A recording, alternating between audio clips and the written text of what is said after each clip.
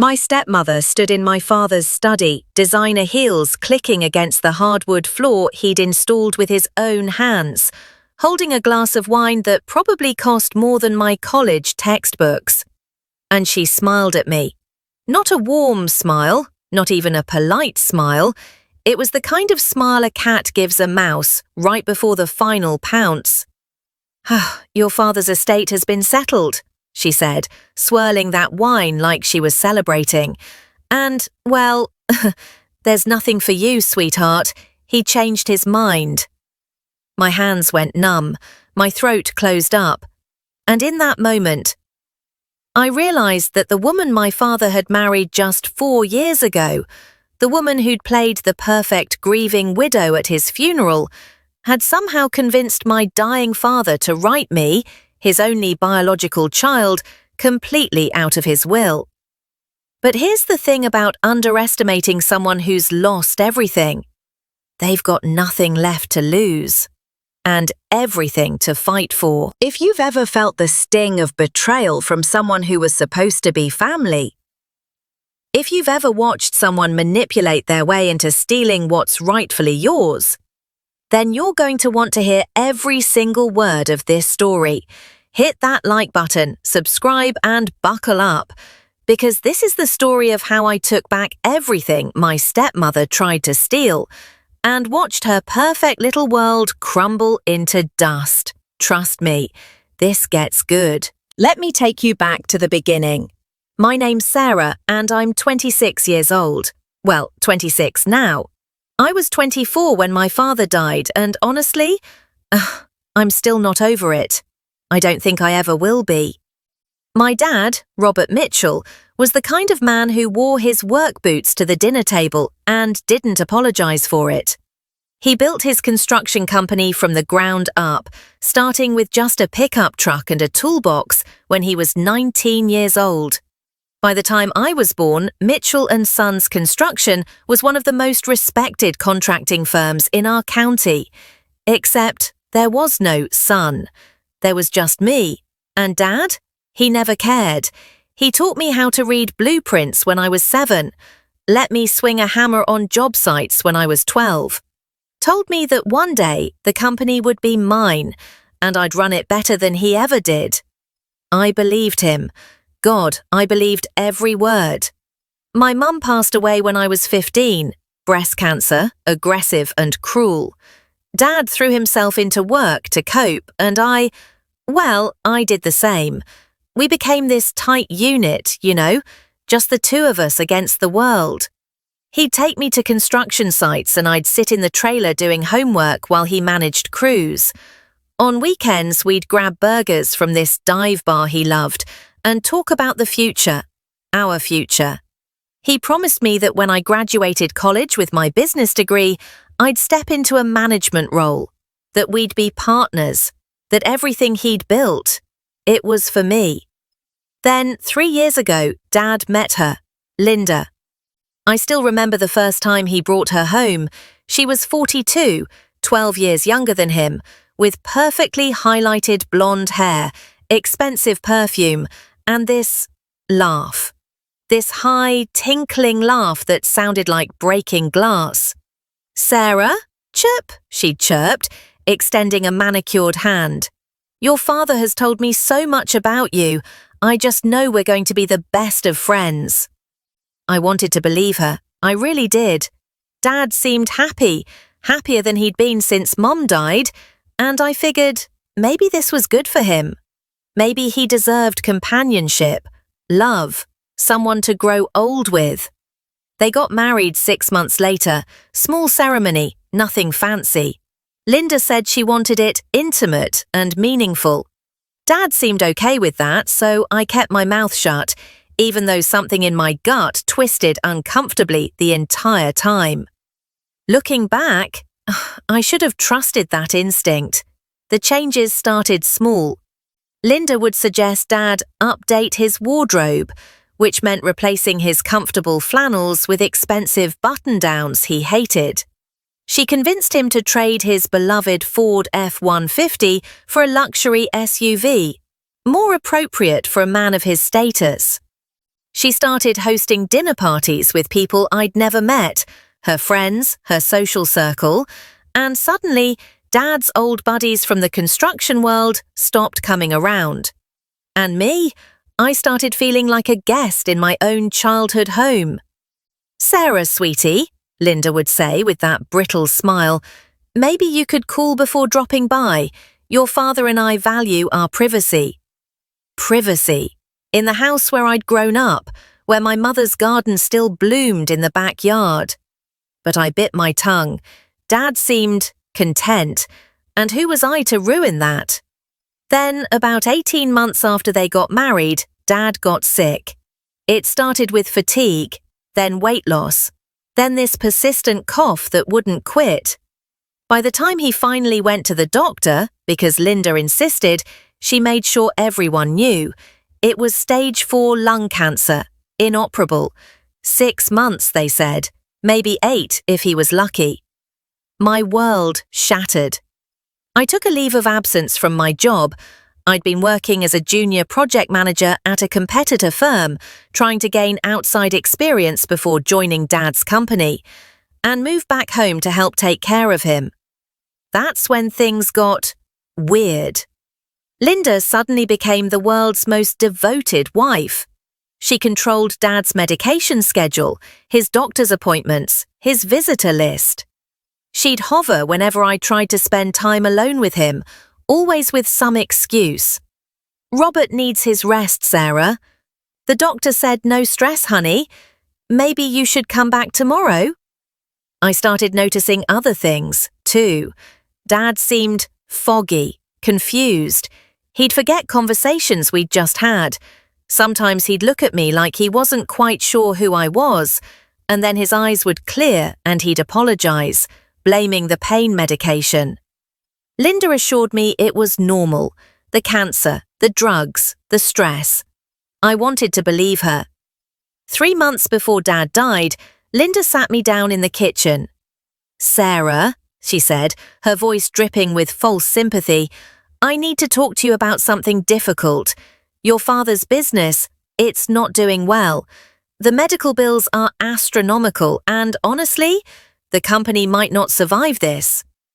My stomach dropped. "What are you talking about? Mitchell & Sons is solid. We have contracts lined up for—" "Had," she interrupted gently. Past tense, sweetie. Your father's been too sick to manage things properly and, well, some clients have pulled out. We might need to sell." "Sell?" I couldn't breathe. "Linda, that company is Dad's legacy. It's supposed to—" "Be yours?" She tilted her head, her expression somewhere between pity and condescension. "Sarah, honey, you're 24. You've been working for a competitor. Do you really think you're ready to run a multi-million-dollar construction firm?" The words hit like a slap. Dad promised— "Your father made a lot of promises when he was healthy," Linda said softly. "But things change, reality changes, and the reality is that we need to make difficult decisions to protect what's left." I tried talking to Dad about it, but every time I brought up the business, he'd get agitated and confused. Linda would swoop in, soothe him, give him extra medication and usher me out. "You're upsetting him," she'd hiss once we were out of earshot. I felt helpless, completely, utterly helpless. Dad died on a Tuesday morning in October. I was holding his hand. Linda was on his other side, dabbing at her eyes with a monogrammed handkerchief. His last words were barely a whisper, "Take care of each other." And then he was gone. The funeral was beautiful, I'll give Linda that much. She spared no expense. Flowers everywhere, catered reception, a video montage of Dad's life that somehow featured more photos of their 4-year marriage than my entire 24 years with him. But I was too numb to care, too broken. I figured we'd grieve together, that despite our differences, Linda and I would find some common ground in our shared loss. I was so wrong. 2 weeks after the funeral, Linda's lawyer called me. "Ms. Mitchell, This is Howard Pemberton. I'm the attorney handling your father's estate. Mrs. Mitchell has requested that you come to the house tomorrow at 2 p.m. for the reading of the will." Something in his tone made my skin crawl. "Can't you just tell me now?" I asked. "I think it's best done in person," he said carefully. That's how I ended up back in Dad's study, our study, where he'd taught me about profit margins and project timelines and building codes, watching Linda perch on the edge of his desk like she owned the place. Because, as it turned out, she did. Howard Pemberton cleared his throat, adjusted his glasses, and began reading. The will was dated 3 months before Dad's death, the same time Linda had told me about the financial troubles. In it, Dad left everything to Linda: the house, the savings, his retirement accounts, his life insurance policy, which was substantial, and Mitchell & Sons Construction, also left to Linda, in its entirety. For me, there was a single line: "I acknowledge my daughter, Sarah Mitchell, and trust that she will understand this decision was made with careful consideration of her future independence." Translation: you get nothing, and you should be grateful for the character-building experience. I couldn't breathe, couldn't think. The room spun. What is this?" I whispered. Linda set down her wineglass with a soft clink. "Your father's final wishes, sweetie. I know it's hard to accept, but—" "Hard to accept?" My voice cracked. "Linda, he promised me that company. We talked about it my entire life. This doesn't make any sense." Howard Pemberton shifted uncomfortably. "Ms. Mitchell, I understand this is difficult, but the will is quite clear and legally sound. Your father was of sound mind when—" "Sound mind?" I laughed, and it sounded hysterical even to my own ears. He was on so much medication he couldn't remember what day it was. How could he possibly— "Careful," Linda said, and her voice had gone cold, ice cold. "You're grieving, so I'll forgive that accusation, but your father knew exactly what he was doing. He wanted to ensure I was taken care of, that his legacy was in capable hands." "Capable hands? You don't know the first thing about construction. You can't even—" "I'll be selling the company," Linda interrupted smoothly. "I've already been in talks with Drexel Industries. They've made a very generous offer, $4.2 million. The sale should be finalized within 60 days. The floor dropped out from under me. Drexel Industries was our biggest competitor, the company I'd been working for, actually, trying to learn the industry from different angles. They've been trying to buy Dad out for years, and he'd always refused, saying Mitchell & Sons would stay family-owned or die trying. Now Linda was selling his life's work to them like it was a used car. "You can't," I breathed. "Dad would never—" "Your father is dead," Linda said flatly, and there it was. The mask slipped for just a second, and I saw something cruel underneath. "And I'm his widow, his legal heir. Which means I can do whatever I damn well please with my assets." She stood, smoothing her designer skirt. "Howard will handle the paperwork. You don't need to worry about any of this, Sarah. In fact, it might be best if you cleared your things out of the house by the end of the month. I'm planning some renovations." I stared at her. This woman who'd waltzed into our lives just 4 years ago, who'd somehow convinced my dying father to erase me from his will, who was now kicking me out of my childhood home and selling my inheritance to the highest bidder. And she was smiling. "You planned this," I whispered. "All of it. You married him for his money, didn't you?" Linda's smile widened. "Prove it," she said sweetly. Then she walked out, her heels clicking against the floor like gunshots. I sat there in stunned silence for what felt like hours. Howard Pemberton eventually packed up his briefcase. "I'm sorry, Ms. Mitchell," he said quietly. "Truly, but there's nothing you can do. The will is airtight. After he left, I did something I'm not proud of. I cried. Ugly, gut-wrenching sobs that left me shaking on the floor of my father's study. But somewhere between the tears and the rage and the absolute devastation, something else sparked to life. Determination. Linda thought she'd won, thought she'd played me and Dad perfectly, and now she'd ride off into the sunset with millions of dollars that should have been used to honor his legacy. But she'd made one critical mistake. She'd underestimated me. And if there's one thing my father taught me about construction, it's that every building has a foundation, and every foundation has a weak spot.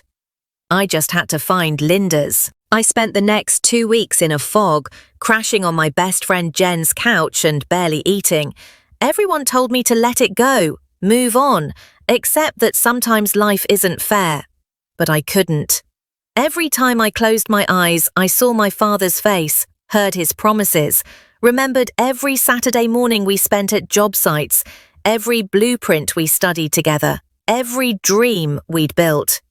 And I saw Linda's smile as she took it all away. So I started digging. First, I requested a copy of Dad's medical records. I was still listed as his emergency contact, which Linda had apparently forgotten to change. What I found made my blood run cold. The medication dosages, the timeline. 3 months before Dad died, right when Linda said the business troubles started, his pain medication had been increased dramatically, not by his oncologist, but by Linda, who'd convinced a different doctor that Dad was in unbearable pain. The same medication that caused confusion, memory problems, and cognitive impairment. The same time frame when Dad had suddenly changed his will. Next, I dug into Mitchell & Sons' financial records. Dad had made me an authorized user on the business accounts years ago, for emergencies, he'd said, and Linda apparently hadn't thought to revoke that access. The company wasn't failing, not even close. We had $2.3 million in active contracts. Our profit margins were healthy. There were no clients pulling out, no financial crisis, no reason to sell. Linda had lied, but why? Just to justify cutting the out. Then I found something interesting. 2 months before Dad died, Linda had taken out a massive life insurance policy on him, $3 million, with her as the sole beneficiary. She'd also quietly transferred $400,000 from the business accounts into a personal investment fund in her name. My hands shook as I screenshot everything. This wasn't just inheritance theft. This was fraud, possibly elder abuse. But I needed more. I needed absolute proof that Linda had manipulated Dad, because without it, any lawyer would tell me the same thing Howard Pemberton had. The will was legal, and I had no case. That's when I remembered something. Dad's best friend, Marcus, had been his business partner for 15 years before retiring. If anyone knew the truth about Dad's wishes and the company's health, it would be him. I called Marcus that night. "Sarah," he said, his voice heavy with grief and something else. Anger, maybe. "I've been hoping you'd reach out." "Marcus, I need to know the truth about the business, about Linda, about everything." There was a long pause. Then, "Your father came to see me, about 4 months before he died. He was lucid, sharp even. Said he needed to update his will, wanted me to be a witness." My heart stopped. "And?" "He was leaving everything to you, Sarah, the house, the business, all of it. Said Linda would be taken care of. She'd get some money, enough to live comfortably, but Mitchell & Sons was yours. It was always supposed to be yours." Tears burned my eyes. "What happened?" "Linda found out. Showed up at my house, furious. Said I was poisoning your father against her, that she was his wife and deserved everything. I told her to get lost." He sighed. 2 weeks later, your dad stopped returning my calls. When I finally reached him, he sounded different, confused. Said he didn't remember our meeting, that he needed to think about what was fair to everyone. The medication, I whispered. That's what I figured. I tried to visit, but Linda had me banned from the house, said I was causing him stress. Marcus's voice cracked. I should have fought harder, Sarah. I should have... It's not your fault, I said firmly. But Marcus, would you testify to this? In court? In a heartbeat. That was the beginning. Over the next month, I built my case like Dad had taught me to build foundations, carefully, methodically, with every piece perfectly placed. I found Dad's original will, the one Marcus had witnessed, still on file with his old attorney, dated just 4 months before his death. The attorney, who'd been blindsided when Linda showed up with a new lawyer and a new will, agreed to provide testimony. I tracked down Dad's oncologist, who confirmed that Linda had insisted on medication changes without consulting him, and that Dad's cognitive decline had accelerated rapidly after those changes, something that concerned him at the time. I hired a forensic accountant who traced Linda's financial activities. The $400,000 transferred from the business, embezzlement. The life insurance policy? Perfectly legal, but combined with everything else, it painted a damning picture. And I found something else, something that made everything click into place. Linda had done this before. Her first husband, wealthy real estate developer, 20 years older, had died suddenly of a heart attack 7 years ago. He'd changed his will shortly before his death, leaving everything to Linda instead of his 2 adult children from a previous marriage. Those children had tried to contest, claiming undue influence, but Linda's lawyers had buried them in legal fees until they gave up.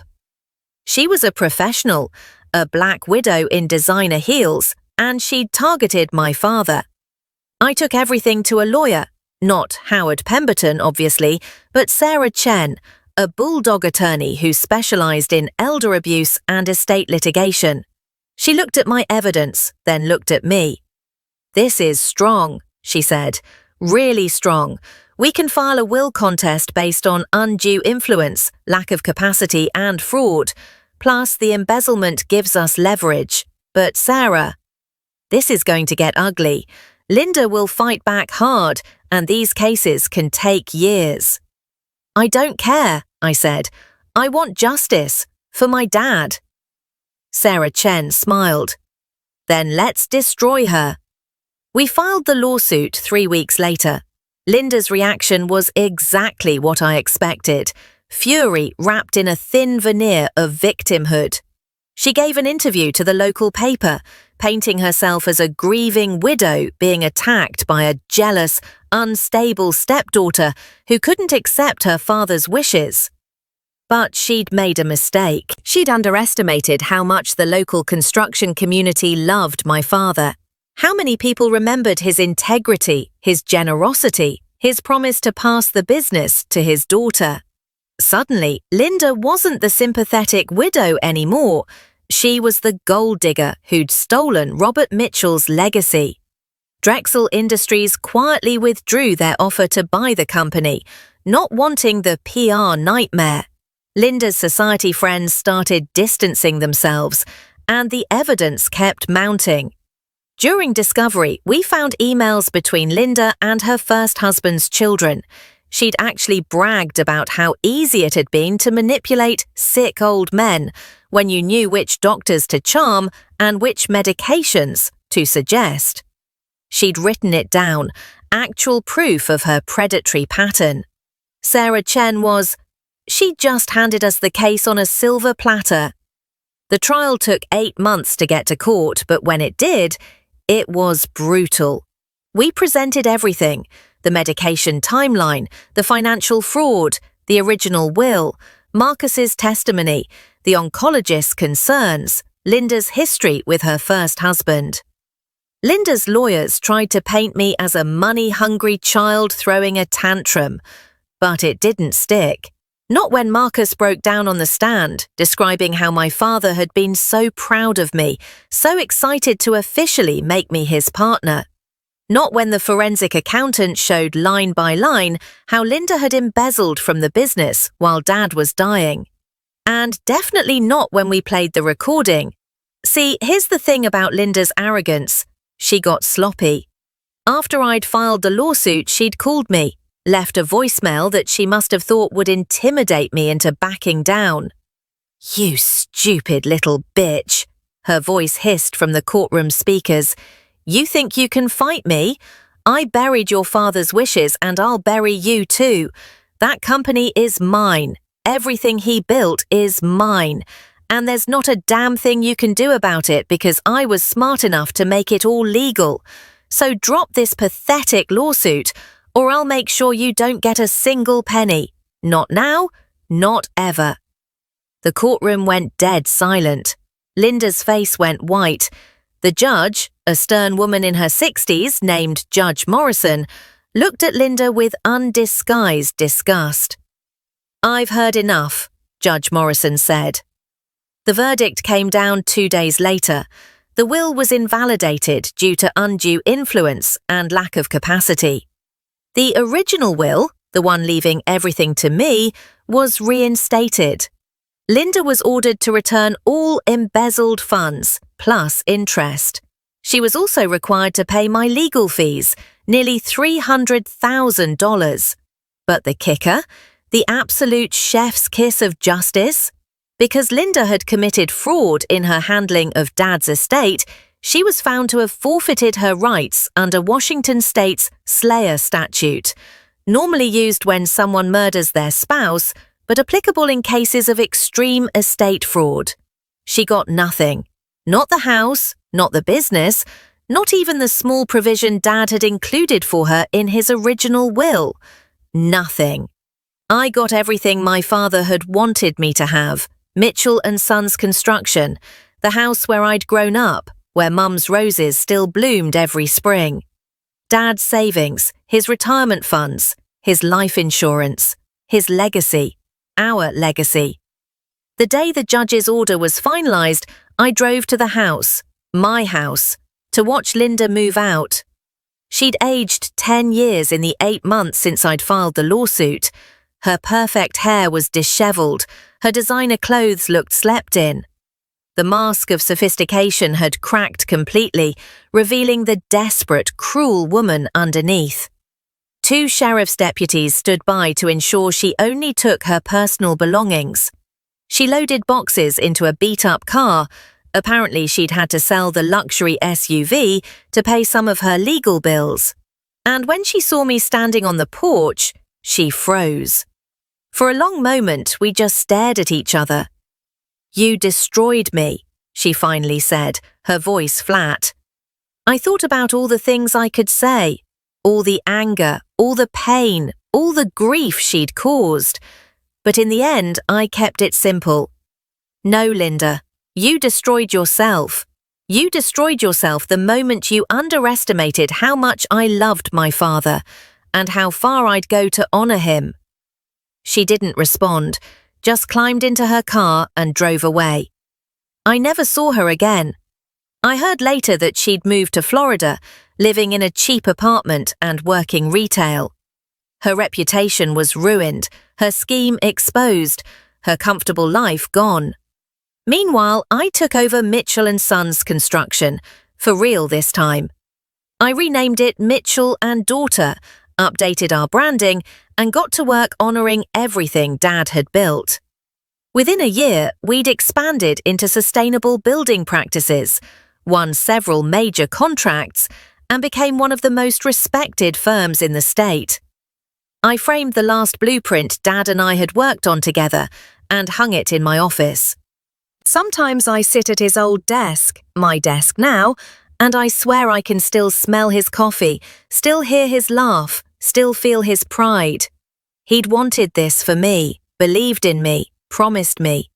And no amount of manipulation, fraud, or cruelty could take that away, Because in the end, Linda taught me something valuable. She taught me that the people who underestimate you, who think you're too young or too naive or too broken to fight back, those are the people you can defeat most completely, not with their weapons of deception and greed, but with truth, with perseverance, with the kind of integrity my father lived by every single day. Justice isn't always swift, but when it comes, it's devastating. I still think about Linda sometimes, wonder if she has any regrets, any remorse. But mostly, I think about my dad, about the promises we make to the people we love, and how those promises survive even death. Linda tried to erase me from my father's legacy. Instead, she made sure I'd fight harder than I ever thought possible to honor it. And honestly, I think Dad would be proud of that. So, there you have it, the stepmother who tried to steal everything and the daughter who took it all back.